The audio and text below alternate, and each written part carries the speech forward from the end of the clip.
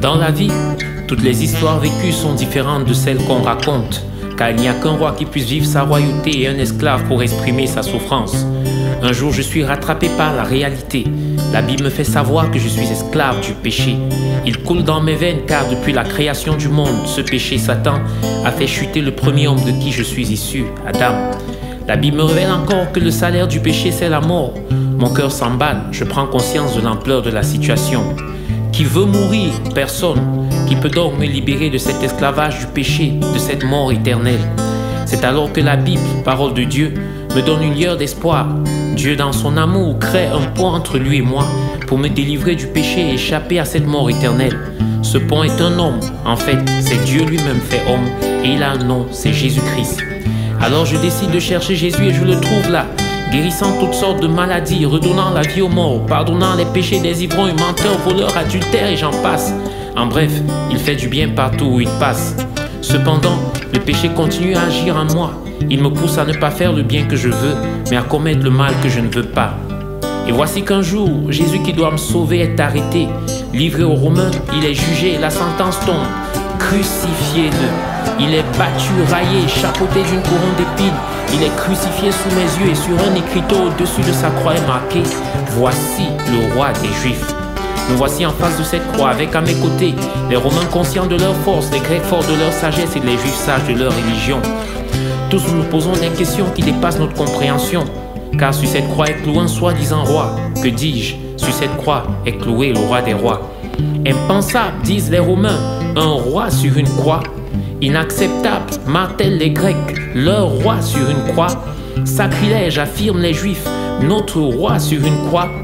Et moi dans tout ça, croulant sous le fardeau de mes péchés, attristé de voir mon potentiel sauveur frappé comme un agneau, brisé comme un brigand, mourir comme un malfaiteur. Oui, moi dans tout ça, ni juif, ni grec, ni romain.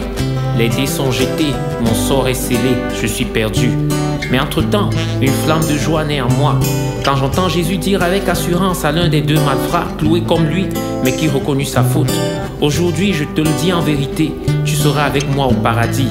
Alors l'espoir de la vie recommence à briller. Cependant mon âme reste encore dans l'angoisse, car le roi des rois, après ces mots brigands, rendit l'esprit. Que faire quand le sauveur en personne vient de mourir? Et pire encore, comment espérer ce salut quand 3 jours après, la consternation gagne ses disciples? Son tombeau est vide. Ils disent bien que son corps n'est plus là, il a disparu. Les disciples et moi sommes abattus, mais les femmes arrivent et percent l'abcès. Il n'est pas mort, il est ressuscité.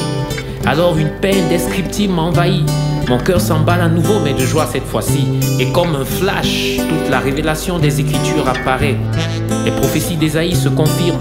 Méprisé et abandonné des hommes, il était blessé pour nos péchés, brisé pour nos iniquités. Le châtiment qui nous donne la paix est tombé sur lui. Et c'est par ses meurtrissures que nous sommes guéris. Et les paroles de Jésus lui-même me reviennent et me rassurent totalement lorsqu'il disait: Dieu en effet n'a pas envoyé son Fils dans le monde pour juger le monde, mais pour que le monde soit sauvé par lui.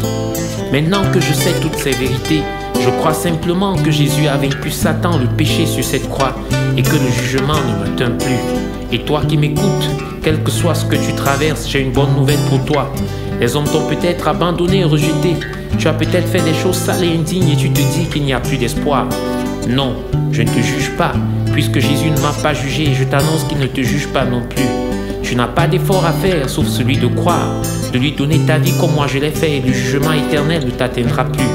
Maintenant, à toi Jésus, Sauveur et Seigneur de ma vie, je n'ai qu'un seul mot venant du fond du cœur à te dire merci.